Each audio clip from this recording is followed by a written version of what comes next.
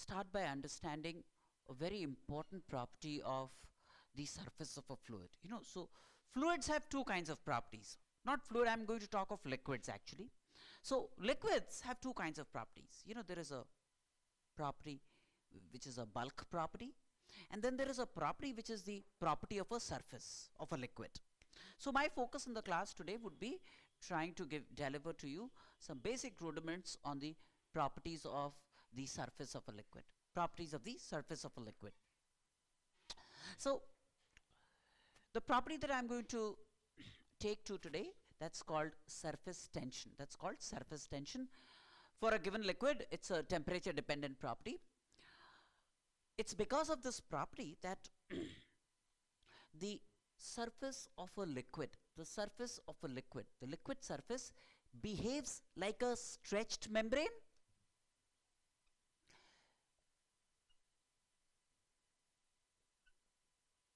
Surface behaves like a stretched membrane.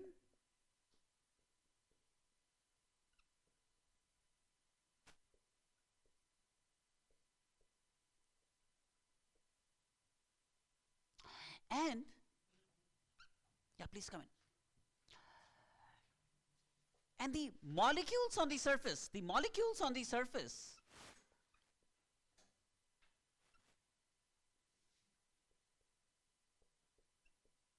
surface of the liquid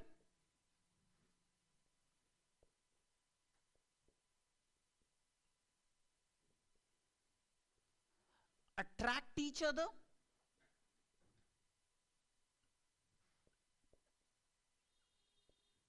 so as to acquire a minimum surface area.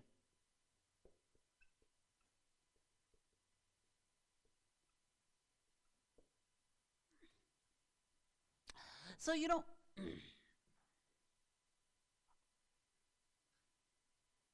this is a liquid surface, say for example, this is a volume of a liquid, and this is the surface of the liquid. This is the surface of the liquid. This is the volume of the liquid. This surface is going to behave like a stretched membrane.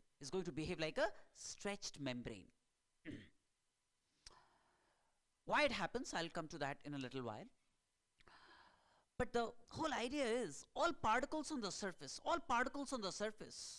attract each other, and they try to shrink the surface area. The whole objective is to shrink the surface area. That's the idea. Now, how it is measured? So the way surface tension, which is a documented property at a given temperature, say, the way it's measured is that if, say, this is a surface of a liquid, and I imagine any line on the liquid surface. I imagine any line AB on the liquid surface. AB. This is just an imaginary line. Need not be an object. This is just an imaginary line. Then there are particles to the right of AB and there are particles to the left of AB. The particles to the right of AB would want to pull these particles. The particles to the left of AB, they would want to pull the particles to the left of AB. And the particles to the left of AB would want to pull in this direction the particles to the right of AB. That means particles to the left of AB would exert on these particles a force in this direction, perpendicular to AB. Will exert a force in this direction, perpendicular to AB. The particles to the left of AB would exert on these particles a force in this direction.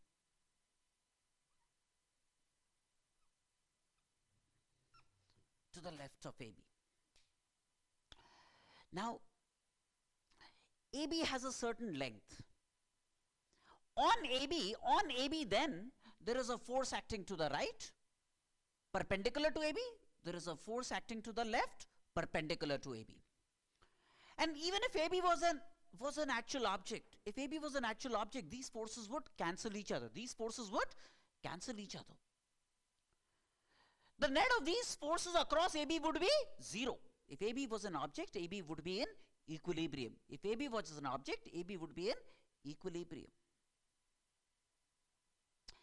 If on AB, the net force to the right perpendicular to AB is F perpendicular. F perpendicular is the force on AB perpendicular to AB to the right of AB. Then the same force acts to the left of AB, keeping AB in equilibrium. This force is a consequence, this force F perpendicular to AB in both directions is a consequence of the property of surface tension, is a consequence of the property of surface tension. It prevails, it exists only on the surface. It prevails, it exists only on the surface. There is a stretching character associated with it. There is a stretching character associated with it. I mean, stretching in the sense it behaves like a stretched membrane, but the idea is to shrink an area. The idea is to shrink an area. The particles want to come closer together. The particles want to come closer together. The particles on the surface want to come closer together. They want to pull each other so as to reduce this area. That's the property of surface tension. If I double the length of AB, this force gets doubled. This F perpendicular acting on either side, F perpendicular acting on either side also will get doubled if I double the length AB. If I halve the length AB, then the force acting on either side perpendicular to AB will get half. This force on AB in either direction perpendicular to AB is proportional to the length AB, is proportional to the length AB. This force perpendicular to AB, acting on AB in both directions is perpendicular to AB and is proportional to the length L. L is AB, is proportional to the length L of AB.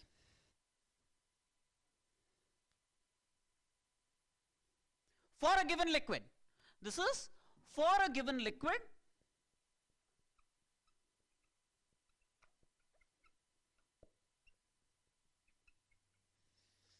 at a given temperature.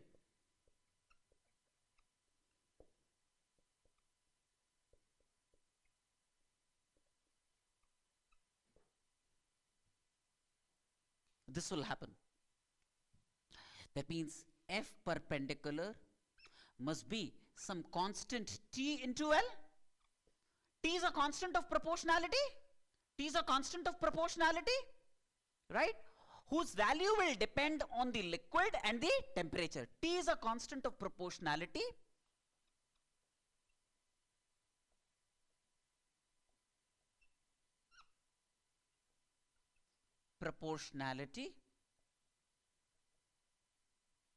Its value will depend on the liquid that I am choosing, and its value will depend on the temperature at which I am operating.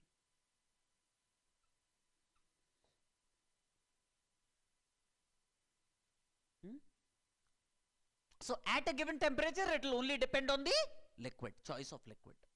This T, then, as you can see, is the force perpendicular to the line L, length L, force perpendicular to the length L divided by L,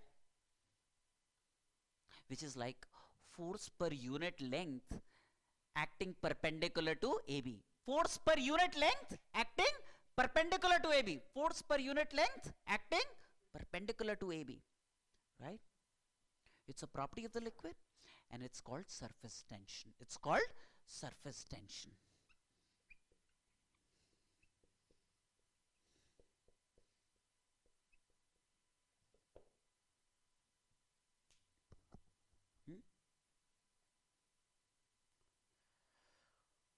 different liquids will have different values of surface tension.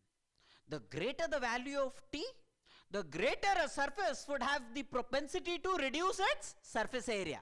The greater the value of T, the greater a surface would have its propensity to reduce its surface area, right? The value of T for water, for example, the value of T for water is 0.07 Newton per meter, is 0.07 Newton per meter.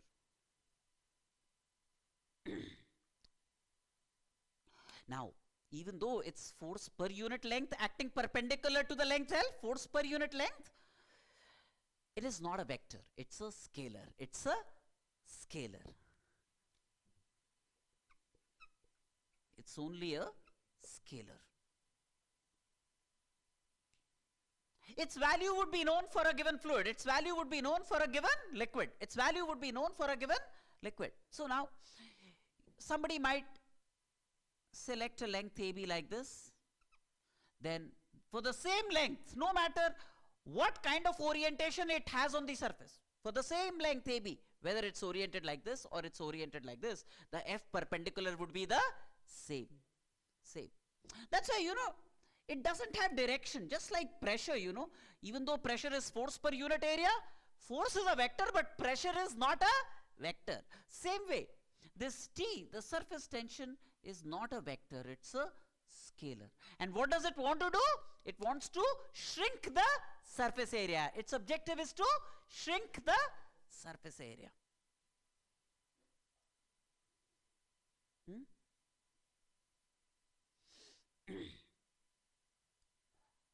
Obviously, in SI, it's measured in newtons per meter. Newtons per meter is the unit of, SI unit of surface tension.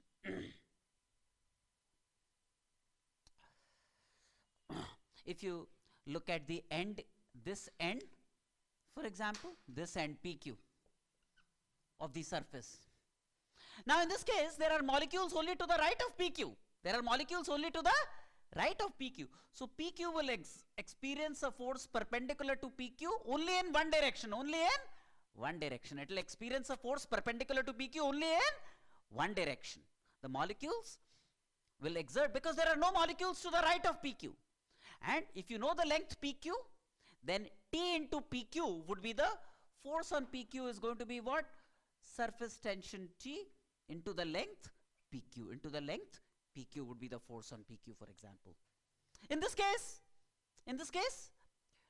there is force only in one direction because there aren't molecules on this side of PQ, right? So molecules to the immediate right of PQ will exert on PQ a force which is surface tension into the length PQ perpendicular to PQ. That's the direction of the force, right?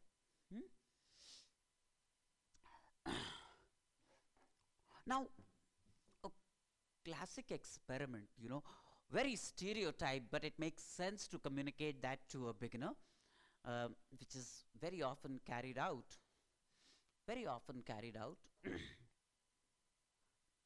is the following.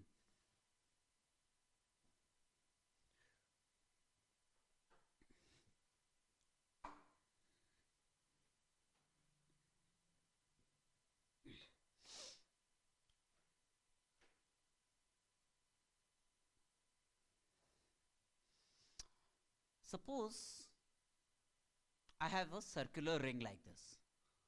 Suppose this is a ring.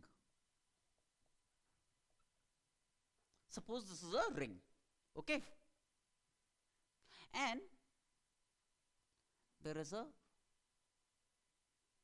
thin film on this ring. Could be a soap solution.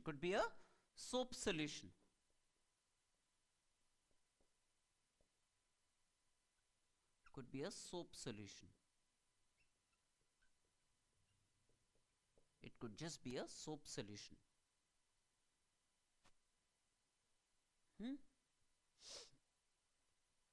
And I take a thread of an arbitrary shape.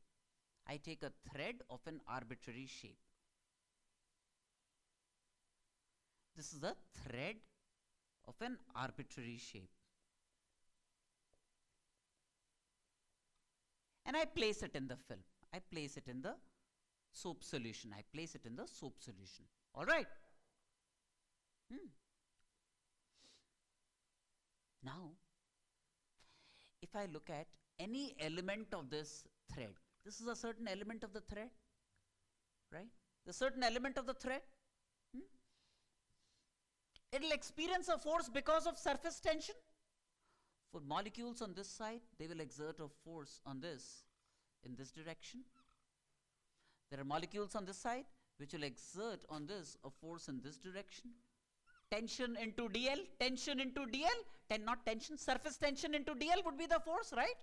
Suppose this element is of length dl, then the net force that this will experience is T into dl in this direction and T into dl in this direction. Yes or no? And this will be true for all elements of this wire. This would be true for all elements of this thread. All elements of this thread will experience forces in equal and opposite forces. They will cancel each other. Therefore, nothing happens to the thread. Nothing happens to the thread. This is a thin film, a soap solution. Nothing happens to the thread. Okay? The thread remains intact. Now, if we were to puncture the soap solution inside the thread, we were to prick it, puncture the soap solution inside the thread, then the liquid inside the thread would vanish, right? Have you, right?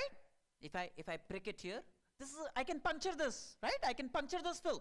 So if I puncture the film inside the thread, then the liquid inside the thread, the soap solution inside the thread will no longer be there, right? So then, what happens is, if I puncture this, there is going to be a radially outward unbalanced force TDL acting on every element. On every element, there is going to be a radially outward unbalanced force if I puncture this. Yes or no? Say I remove this liquid. Say if I were to remove this liquid, then what would happen? Then there is going to be a radially outward force acting on this thread, right? The thread would expand, right? And this area of the film, this is now the area of the film that would want to reduce to the extent it can, because the idea is that the area of the surface of the film should reduce as much as possible. Yes or no? Right?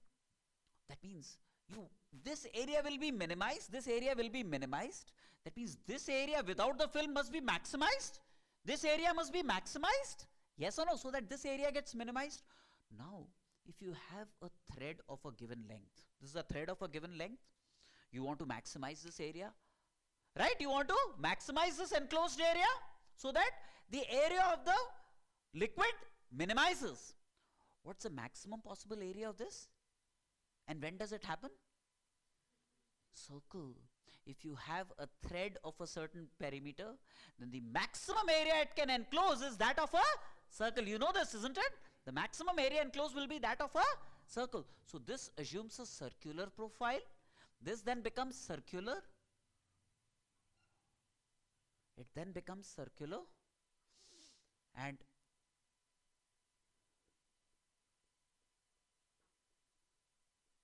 this becomes circular.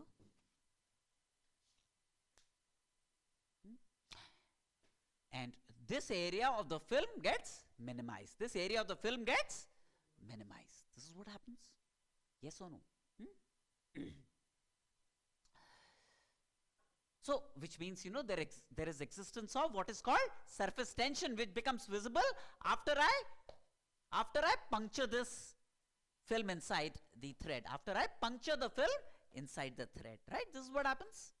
Clear? Now, another experiment worth a mention. Say there is a horizontal wire frame, U-shaped wire frame. This is a horizontal, placed horizontally, right? placed horizontally, horizontal wireframe, right?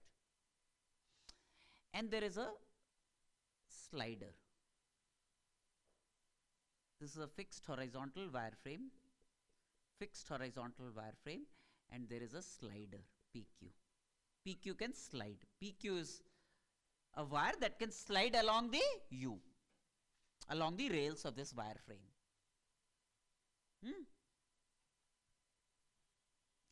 Now,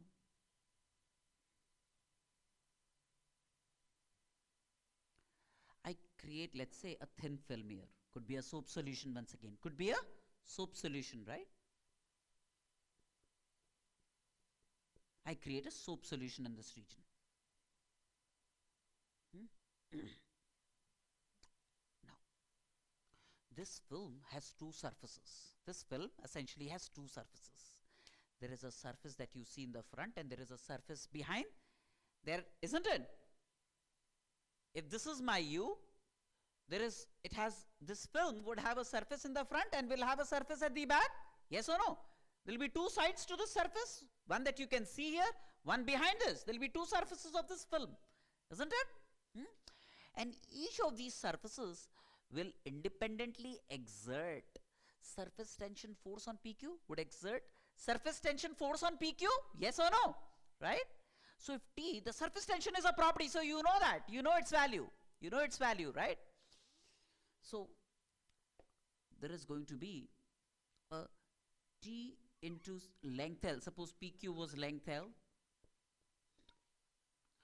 The surface in the front will exert a force T into L on PQ in this direction, and the surface behind it will also exert a T into L like this on PQ. Yes or no? So there is going to be 2TL acting on PQ in this direction. There is going to be 2TL acting on PQ in this direction. Now, if you want to maintain PQ in equilibrium, what should you do? You will have to exert on PQ a force F like this. You would have to exert a force F on PQ like this. So for equilibrium, what is required? F must be 2TL, where T is the surface tension of the film. Yes or no? This experiment could be used to measure the value of surface tension of a film, right? How? Instead of keeping it horizontal, suppose I placed it vertically. Suppose this was placed vertically. And I am assuming that PQ is light. I am assuming that PQ is very light, has practically no mass, say. I place it vertically. This is my PQ. And this is the film. It has a front and it has a back. It has a front, which you can see. There is a back of the same area behind it. Yes or no? There is going to be, if T is the surface tension of this film, which has been trapped in this region, then the front area will exert on PQ perpendicular to PQ a T into L like this, right? The area behind, which you can't see, will also exert the same force on PQ, upwards, surface tension forces, right? See, if there was a film here also, then the 2TL above will balance with the 2TL below. If there was liquid on this side of PQ as well, right? That's not the case now. To balance this 2TL, there is an arrangement where you could place a weight here. A certain mass M will balance 2TL. Right? You can carry out this experiment. You would know what mass M is balancing 2TL. This mass M is like an mg acting downwards. For PQ to be in equilibrium, what is required? 2TL must be equal to mg, which will give me T equal to mg by 2L. So you would know this property at this temperature for the film. So this is one way the value of T can be obtained for a liquid. There are very many experiments, but this is one way. Let's say you could obtain the value of surface tension, which is a fundamental property of liquids. different liquids in general will have different values of surface tension. What would surface tension want to do? It would want to reduce the surface area. It causes a free surface to behave like a stretched membrane, right?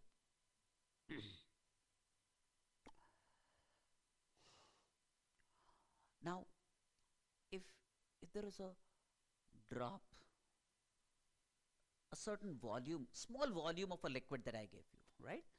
And it could be, let's say, in the form, I give you a volume of a liquid like this, small volume.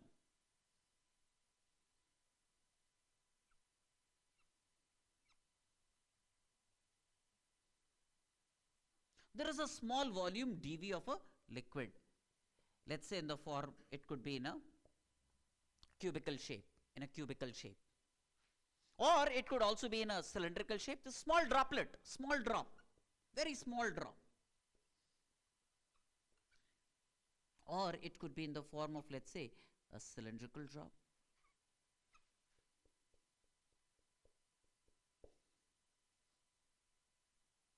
Or it could be in some other shape. This droplet of liquid could be in various shapes. Same volume dV. Now tell me if you know this. If I have solids, different geometrical solids of the same volume, then which solid would have the least surface area? Are you aware of that? Sphere, right? A sphere of all solids of the same volume, the least surface area is borne by a sphere. Of all solids of the same volume, the least surface area is borne by a sphere. So then, because of surface tension, will it remain in this shape? No. It will get converted into a sphere. It will get converted, or at least close to a sphere. It will get converted to close to a sphere. This droplet will get converted to as close to a sphere as possible.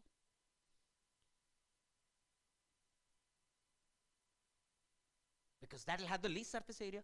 The greater the value of surface tension for a liquid, the greater is its chances to come closer and closer to a spherical shape. Right? If one liquid has more surface tension than another liquid, then the droplet of the liquid that has greater value of surface tension will acquire greater sphericity. For example, mercury and water. Mercury has a value of surface tension much larger than water. So, if you take a mercury drop and you take a water droplet, right? The mercury droplet would come closer to a sphere compared to a water droplet. The greater the value of surface tension, the greater is its capability to get converted into a spherical droplet, so as to acquire least possible surface area, right? Say,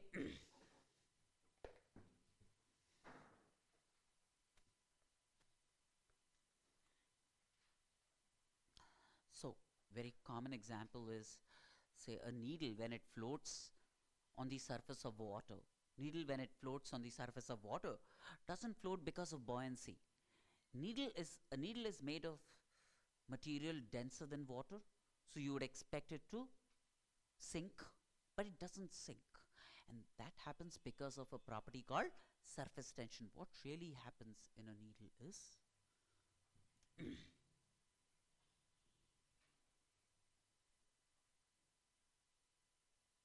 this is the end of a needle, which, right?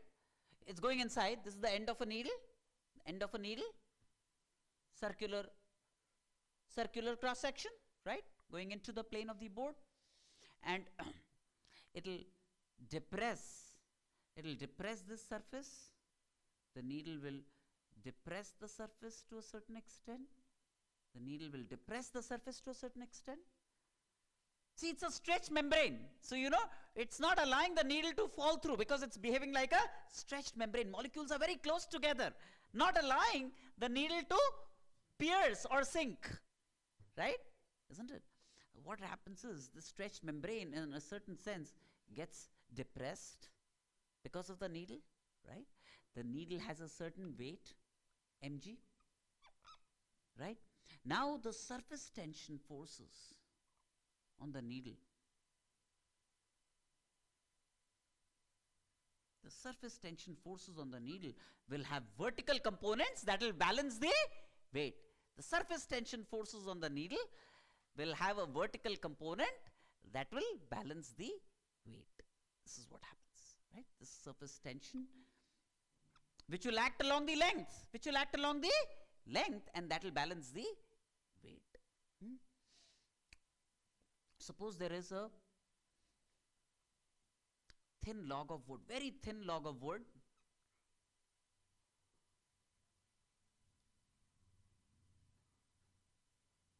of length L. This is a log of wood. Length L goes into the plane of the board. Length L, this is a diameter D, and length L, a log of wood that goes into the plane of the board, right? Its weight is mg, and it floats. It's floating, right? We want to be able to find the force, minimum force required to lift this log. We want to find the minimum force required to lift this log. That's what I want to do. Now, what one could do is,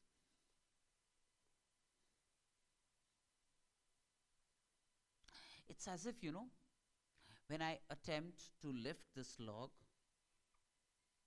there are fluid particles that are glued to the log. Right? And this is the log. When I try to lift it, right? This is like a stretch membrane. So, it's like when you try to lift it, the neighboring fluid particles will assume a shape like this, something like this. Yes or no? And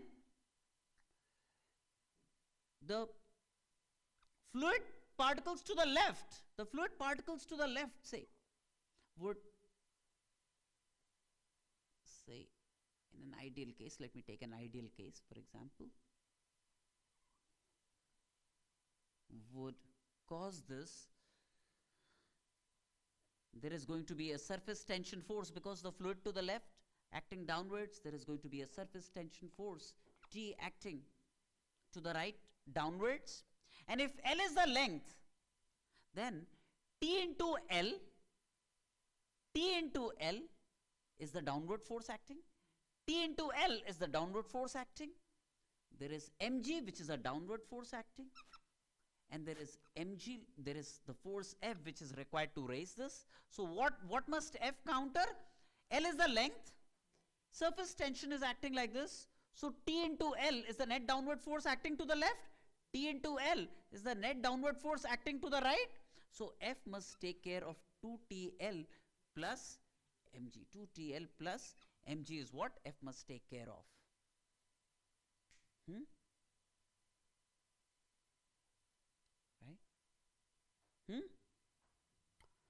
I could have had, say,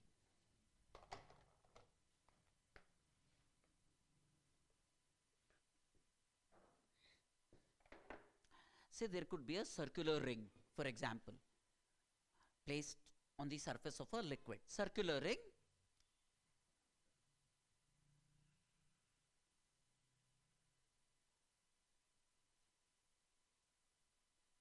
This is a circular ring. And say, it's connected to threads like this at the end.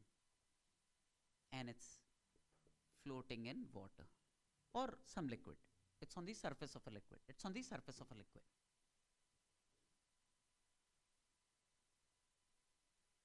It's on the surface of a liquid.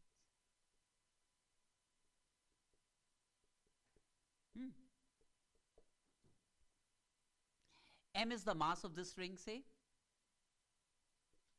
This is the ring. So there is weight acting downwards.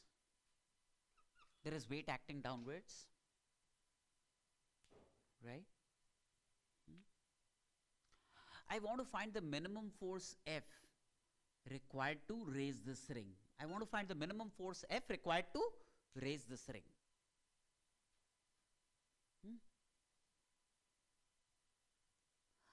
Now when I try to raise this ring, the fluid particles in the neighborhood would then turn like this, see.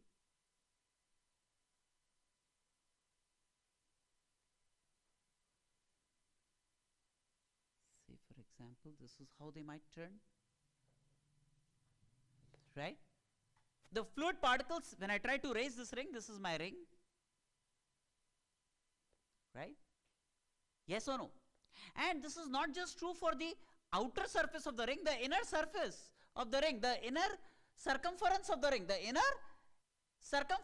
ring, will also experience the same thing.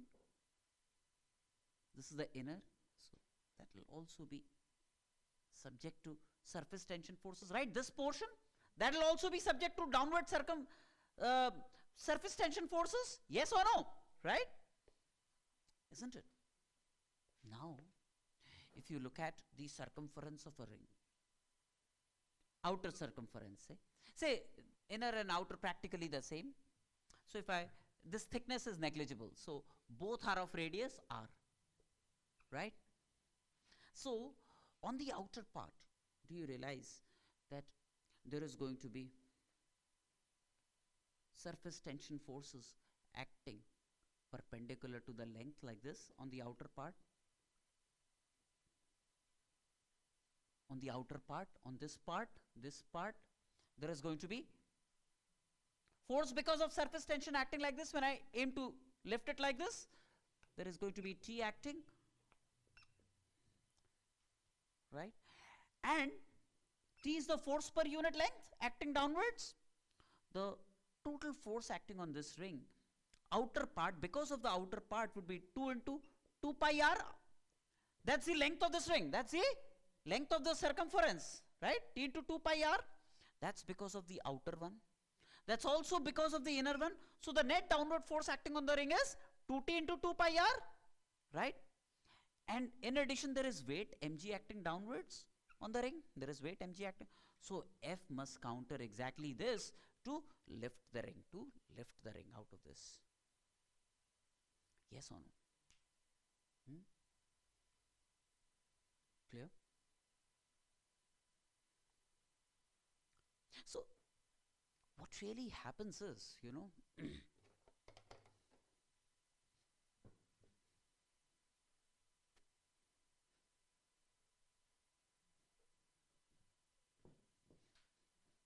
what really happens is,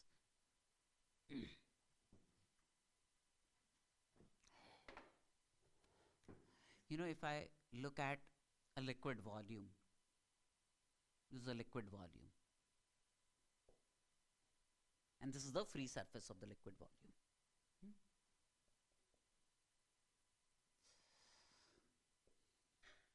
So when I look at a molecule in the bulk, this is the molecule in the bulk, right?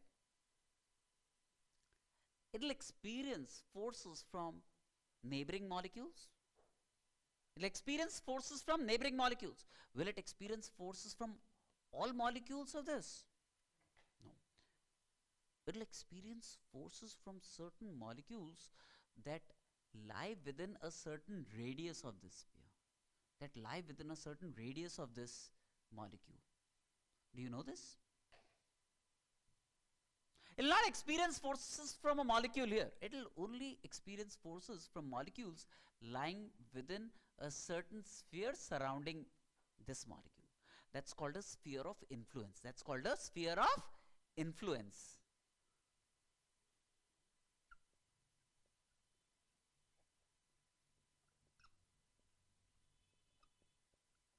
That's called a sphere of influence. For all particles lying within the sphere, this molecule will experience forces because of those. It will get attracted to all those molecules. It will get attracted to all those molecules. Those forces are called cohesive forces. Forces between similar molecules. Forces between similar molecules.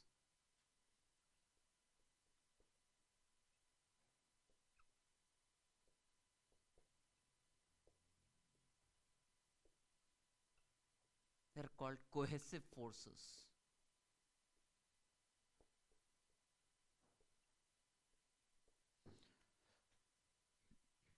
Forces between dissimilar molecules.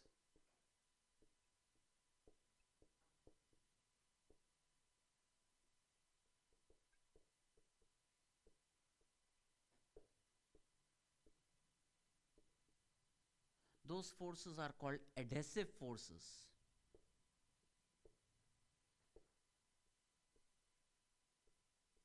I mean, when you use an adhesive at home, obviously, you are bonding dissimilar substances. You are bonding dissimilar substances that creates adhesion, right? So adhesion is about dissimilar molecules. Cohesion is about similar molecules, right? So within the sphere of influence, this particle or this molecule will experience forces, and it will experience equal forces in all possible directions. It will experience equal forces in all possible directions. Yes or no? A molecule in the bulk will experience equal forces in all possible directions. So on this molecule P, for the molecule P, what's the net force acting on this molecule? 0. Doesn't mean that this molecule will not have motion. It will still have motion. Net force on it is 0, but it will still have motion.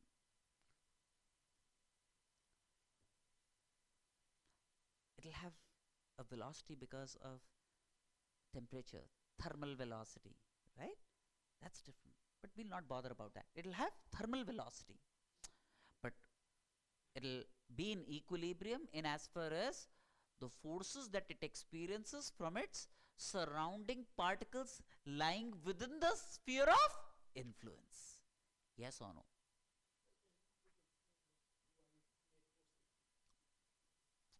See, this particle is surrounded. It will experience equal forces from all particles in its surroundings, isn't it? So for every force like this, it will experience a force like this also. So they will cancel off in pairs. All these forces will cancel off in pairs, right? Because if it experiences a force from a particle here in this direction, then there is going to be a particle here that will exert on this an equal and opposite force placed symmetrically about P. So the net force acting on this molecule P is going to be 0. If it is lying in the bulk. If it is lying in the bulk, right? The molecular force acting on this particle, on this molecule is going to be 0. In contrast, look at a molecule on the surface. In contrast, look at a molecule on the surface. Say P1 is a molecule on the surface. Now this molecule within the sphere of influence, right? This is the sphere of influence of this molecule. I mean, a molecule in Kolkata will not experience a force because of a molecule in London, right? It will experience forces only out of molecules that lie within its sphere of influence, right? So this P1, and this is its sphere of influence. This is its sphere of influence, right? Now, realize it will experience forces because of particles on the surface, right? If I look at the top view, of this, and if I look at P1, the top view, that means seeing from top this surface, right? Then from top P1 will experience forces like this on the surface.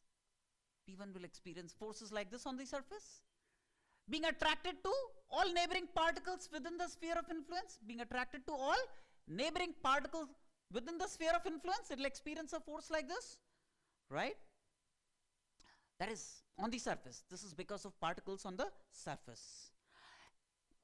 And it will experience, because of other particles lying in the bulk, forces like this, and the resultant of these forces acting on P1 would be, because of symmetry, a net downward force. Would be a net downward force acting on P1? Yes or no? There is going to be a net downward force acting on P1, and these forces which it experiences because of particles in its surroundings on the surface, these are responsible for surface tension. These forces are responsible for surface tension, and that is why the surface behaves like a membrane which is stretched. It behaves like a membrane which is stretched.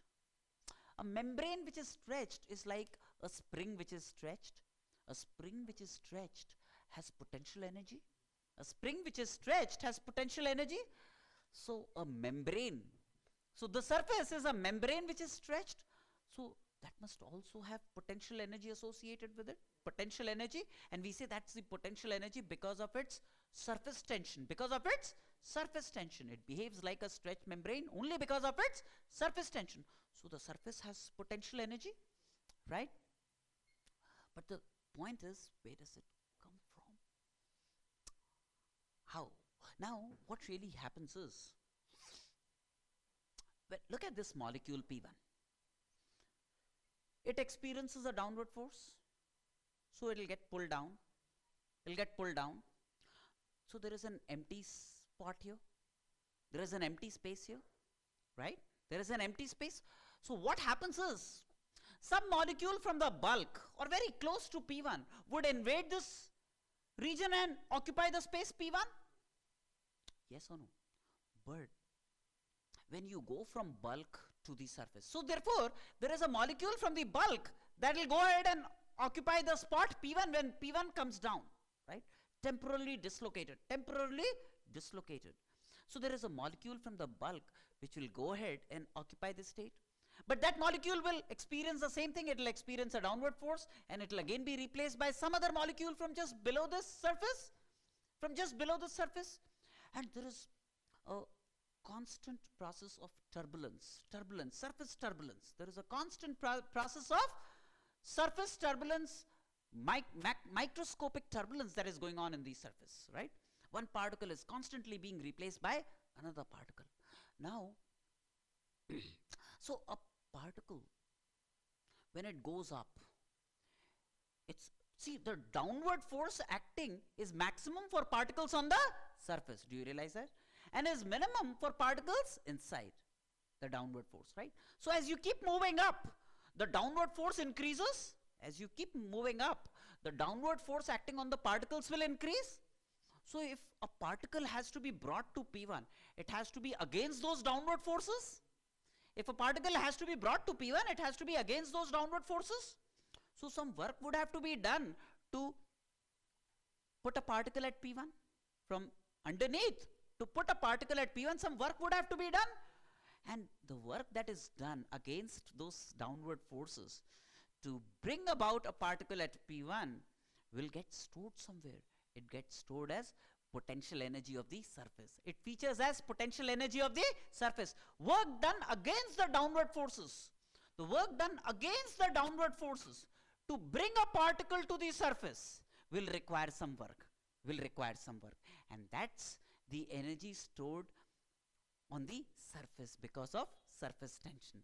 That's the potential energy of the surface. That's really the potential energy of the surface, right? Now, what I'll do is, I'll do a simple calculation on how the potential energy of a surface could be computed. Potential energy because of surface tension. Potential energy because of surface tension, how that could be computed. Let me do a simple, very basic, ordinary calculation on that. How the potential energy of a surface under surface tension could be computed, right?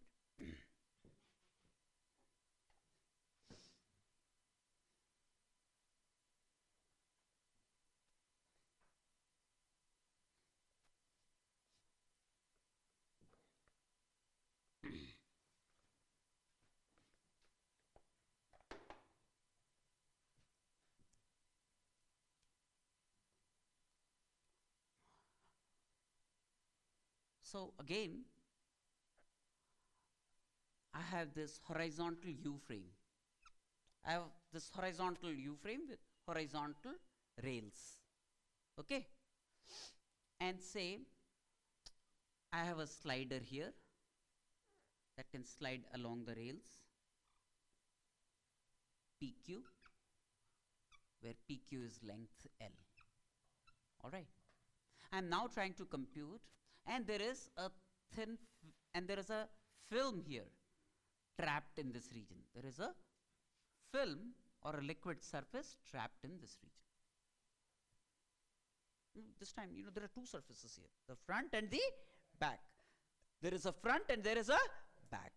And the liquid here has a property called surface tension. The liquid here has a property called surface tension. T is the surface tension.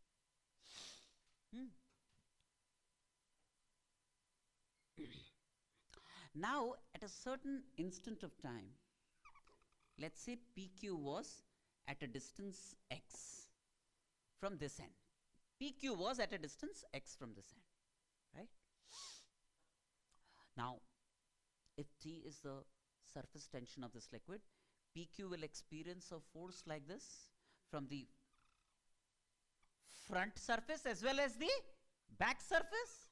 Yes or no? T into L because of the surface that you see in the front, and T into L in this direction because of the surface that is behind the surface, right? So the force because of surface tension acting on PQ is going to be 2T into L. Is going to be 2T into L. Yes or no? T into L plus T into L. T into L because of the front area and T into L because of the back area. Now, if you want to very slowly move the slider PQ to the right, very slowly, when I say very slowly, that means in an unaccelerated manner. Very slowly means unaccelerated. How can you move it unaccelerated? When you exert on it an external force, F external, which just about precariously balances the force because of the surface tension, which is 2TL, which precariously balances the force because of the surface tension, TL plus TL, right? Then the slider can move very slowly to the right, very slowly, unaccelerated. I'm not adding kinetic energy to the slider, right? Now, under the influence of this force, in a short time, say, this PQ gets displaced to the new position P prime Q prime,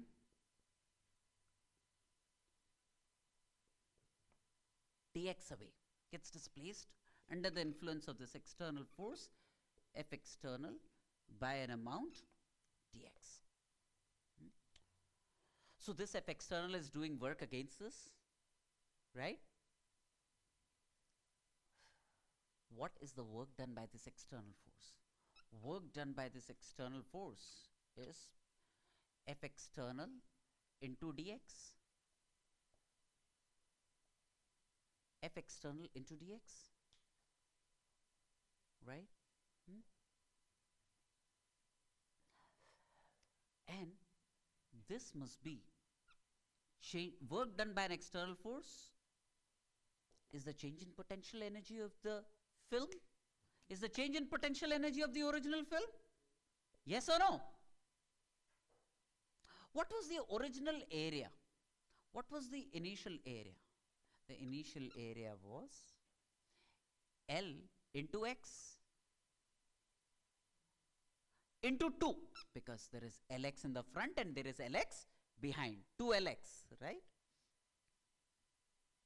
This is the change in area, which is L into dx. So the change in area is, in the front it's L into dx, and at the back also it's L into dx. So 2L into dx is the change in area brought about. L into dx in the front and L into dx behind. So 2L into dx is the change in area brought about. Now, I replace this F external by 2TL. I replace this F external by 2TL.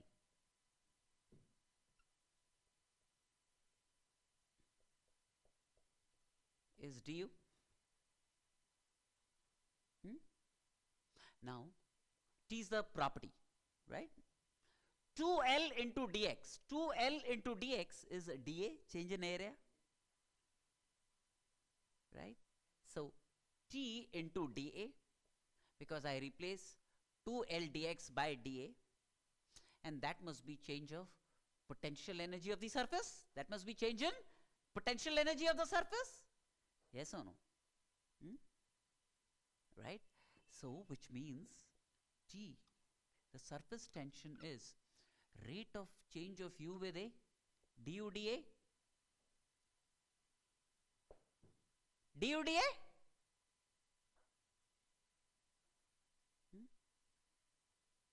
Now if A is 0 and I define U to be 0, right? If the area of the surface is 0 and if I define potential energy to be 0, then on integrating this, see, du is T into dA.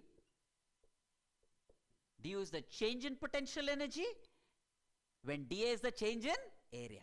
Du is the change in potential. So change in potential energy is surface tension into change in area. That's important. Change in potential energy is going to be surface tension into change in area. Potential energy means what? Potential energy of the surface. Potential energy of the surface of the liquid, right? So if I integrate, when A is 0, I say U as 0. When A is A, I say U is U.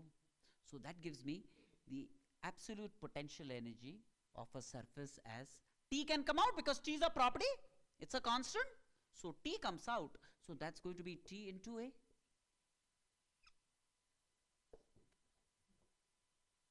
So if I have an area A of a liquid, surface area of a liquid, if I have area A, surface area of a liquid, then surface tension into A will give me the potential energy of the surface. This will give me the potential energy of the surface, also called the surface energy, right?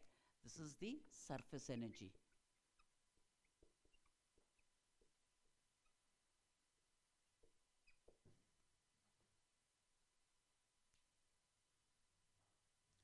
And why is it there? It's there because of surface tension. It's there because of surface tension, right? Within the constraints, a surface would want to have minimum value of A so that U is minimum, because it's only when U is minimum that a system is considered to be stable. Only when U is minimum a system is considered to be stable, right? So minimizing the area is a consequence of bringing about that stability. Minimizing the area because of surface tension results in production of stability, because it minimizes potential energy of the surface. It minimizes the surface energy. It minimizes the surface energy. Yes or no? Right? So if I have a liquid drop, if this is a liquid drop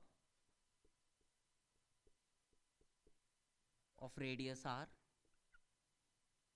filled with a liquid of surface tension T, filled with a liquid of surface tension T, right? What would be the surface energy for this?